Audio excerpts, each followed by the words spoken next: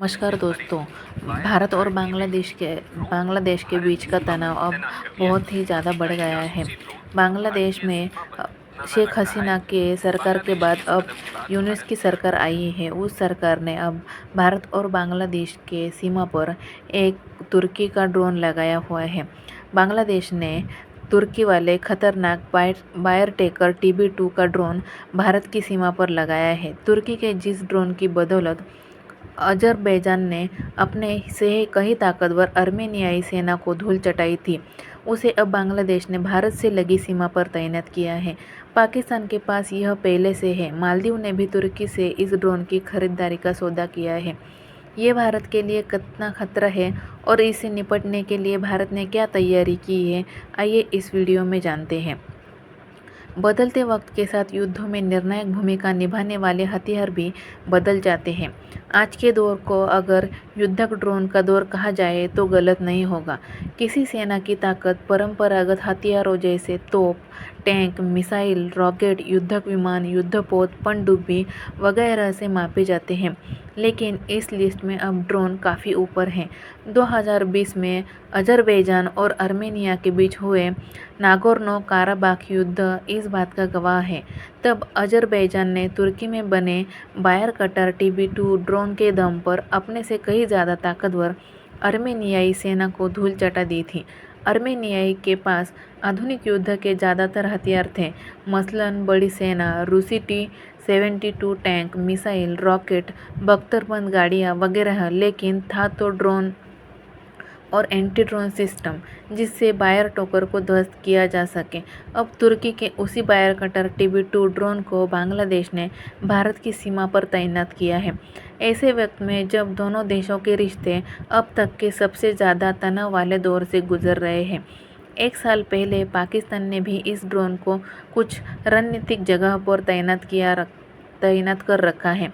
मालदीव ने भी इसे खरीद रखा है।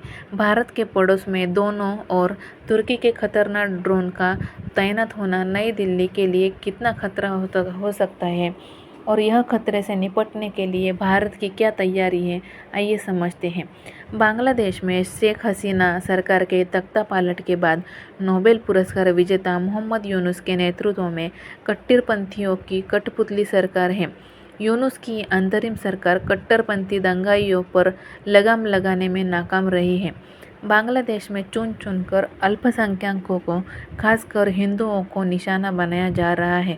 उनके धर्मस्थल जलाए जा रहे हैं, घर जलाए जा रहे हैं, उनकी हत्याएं की जा रही है, लिंचिंग हो रही है। तमाम तरह के अत्याचार हिंदुओं पर बांग्लादेश में हो रहे हैं और बांग्लादेश के यूनुस की सरकार कायर सरकार की तरह आंख मूंदे हुए है। इतना ही नहीं, कट्टरपंथियों की कठपुतली सरकार ने हिंदू संत चिन्मय कृष्णदास को और इनके अलावा इस्कॉन के 4 संतों को गिरफ्तार करके जेल में डाल दिया है। वहाँ की सरकार में ओहदेदार भारत के खिलाफ जहरीली जुबान का इस्तेमाल कर रहे हैं। दोनों देशों के रिश्ते बहुत ही तनाव के दौर से गुजर रहे हैं। भारत के साथ तनावपूर्ण संबंधों के बीच बांग्लादेश का सीमा पर बायर कटर ड्रोन तैनात करना भारत के लिए चिंता की बात है। बायर कटर TB ड्रोन 2 कितना खतरनाक है, यह अब समझते हैं। बायर कटर का अर्थ होता है ध्वजवाहक। बायर कटर TB2 ड्रोन तुर्की में बनाया गया है। यह अमेरिकी MQ-9 रिपर से 8 गुना हल्का है और इसकी अधिकतम गति 230 किलोमीटर प्रति घंटा है। ये ड्रोन MAM मतलब smart micro munition laser guided मिसाइलों से आधुनिक टैंकों को तबाह कर सकता है। एक TB2 ड्रोन एक उड़ान में 4 MAM को ले जा सकता है। इसकी अधिकतम पेलोड क्षमता 150 किलोग्राम है। इसमें electro optical camera, infrared camera, laser designer, laser range finder और लेज़र पॉइंटर होते हैं। बायर कटर TB2 एक मीडियम एल्टीट्यूड लॉन्ग एंड्योरेंस श्रेणी का ड्रोन है। यह पारंपरिक रेडार की पकड़ में आए बिना प्रतिद्वंदी के इलाके में गहराई तक घुसने में सक्षम है। 24 घंटे से ज़्यादा की उड़ान समय और लगभग 300 किलोमीटर की परिचालन सीमा के साथ TB2 ड्रोन दुश्मन के इलाके में गहराई तक घुसकर उसके निशाने को नष्ट कर सकते हैं। कुछ न्यूज़ रिपोर्टर के मुताबिक ये ड्रोन निशाने के पास पहुंचते समय एक अजीब सी आवाज़ निकालते हैं जो मनोवैज्ञानिक रूप से परेशान करने वाली होती है। नागोर्नो कराबाख युद्ध में वायर कटर TB2 ड्रोन ने युद्ध को रोक कैसे मोड़ा, यह सबके सामने है। 2020 को नागोर्नो काराबाख युद्ध में आर्मेनिया के पास रूसी T-72 टैंक, मिसाइल और रॉकेट थे, लेकिन अजरबैजान के छोटे से सैन्य बल ने वायर कटर TB2 ड्रोन और इजरायली कामिकाज़े ड्रोन की मदद से आर्मेनिया को करारी शिकस्त दी थी। बांग्लादेश के कदम को नज़रअंदाज नहीं किया जा सकता।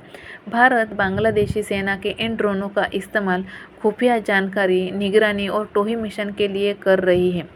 बांग्लादेश भले ही इसे सुरक्षा उद्देश्य बता रहा हो, लेकिन संवेदनशील क्षेत्र में ऐसे आधुनिक ड्रोन की तैनाती को भारत नज़रअंदाज नहीं कर सकता। भारत के पास एंटी ड्रोन तकनीक है। इंडियन आर्मी के पास भी हेरॉन TP जैसी ड्रोन है। बांग्लादेश की तरफ से तुर्की के ड्रोन की तैनाती के बाद सीमा पर भारत की तरफ से निगरानी बढ़ाना और संवेदनशील इलाकों में एंटी ड्रोन अभियान तेज करना लाजिमी है। बांग्लादेश में वायर कटर की तैनाती भारत के लिए एक चुनौती बन गई है।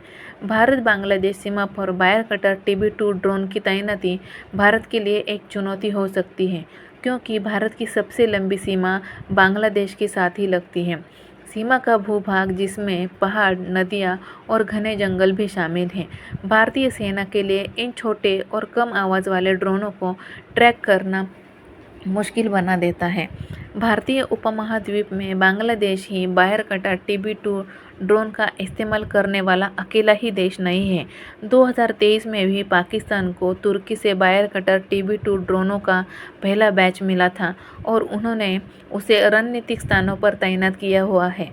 अक्टूबर 2022 में भी पाकिस्तान वायुसेना के अधिकारियों की एक टीम ने तुर्की में इस ड्रोन को ऑपरेट करने की व्यापक ट्रेनिंग ले ली है। इसी साल मार्च में मालदीव ने भी तुर्की से 6 वायर कटर ड्रोन खरीदने का सौदा किया है। ड्रोन के मामले में भारत ने इस साल अक्टूबर में अमेरिका से 31 प्रीडेटर ड्रोन खरीदने के लिए 32,000 करोड़ रुपए के सौदे पर हस्ताक्षर होने से भारत की ड्रोन क्षमता को काफ़ी मजबूत किया है। इनमें से 15 प्रीडेटर भारतीय नौसेना को मिलेंगे, जबकि बाकी 16 वायुसेना को और थल सेना को बीच में बराबर बांटकर दिए जाएंगे। AGM-11-4R हेलफायर मिसाइल और लेज़र निर्देशित स्मॉल डायमीटर बम यानी कि SDM जैसे उन्नत हथियारों से लेस प्रीडेटर ड्रोन भारतीय सेना के लिए ताकत बढ़ाने वाले साबित होंगे। भारतीय सेना ने हाल ही में इजराइल से 4 हेरॉन मार्क II ड्रोन शामिल किए हैं। इस बीच DRDO पिछले 13 वर्षों में 1,800 करोड़ रुपए का निवेश करके अपना खुद का मेल श्रेणी का ड्रोन तापस BH-201 भी विकसित कर रहा है।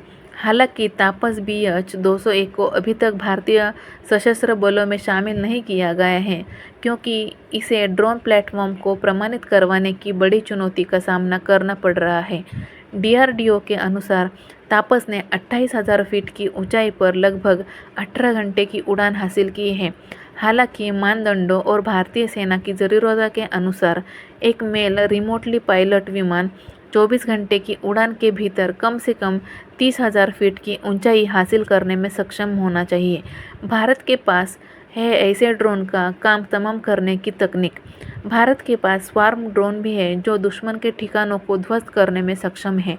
2021 में सेना दिवस परेड के दौरान भारतीय सेना ने स्वार्म ड्रोन के इस्तेमाल से दुश्मन को तोपखाने को नष्ट करने की क्षमता का भी प्रदर्शन किया था।